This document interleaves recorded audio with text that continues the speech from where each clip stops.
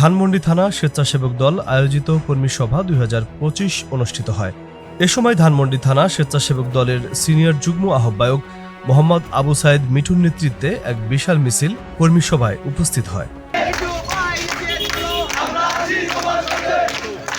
ধানমন্ডি থানা স্বেচ্ছাসেবক দলের সিনিয়র যুগ্ম আহ্বায়ক মোহাম্মদ আবু সাইদ মিঠুর নেতৃত্বে এক বিশাল মিছিল কর্মী সভায় উপস্থিত হয়। অনুষ্ঠানের শুরুতেই কোরআন তেলাওয়াত ও জাতীয় সঙ্গীত পরিবেশন করা হয়। কর্মী সভায় প্রধান অতিথি হিসেবে উপস্থিত ছিলেন ঢাকা মহানগর স্বেচ্ছাসেবক দল দক্ষিণের সভাপতি এ জহিরুদ্দিন তুহিন।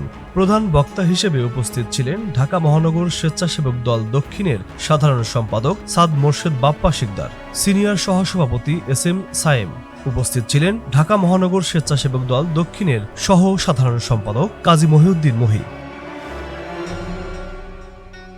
সাংগঠনিক সম্পাদক ওমর ফারুক, মহানগর দক্ষিণের দপ্তর সম্পাদক মোহাম্মদ সাইফুল ইসলাম পলাশ, ধানমন্ডি থানা বিএনপির সিনিয়র সহসভাপতি আবু নাসের চৌধুরী। আরও উপস্থিত ছিলেন ধানমন্ডি থানা বিএনপির যুবদল, ছাত্রদল, শ্রমিক দল, মহিলা দল, জাসাস এর নেতৃবৃন্দ।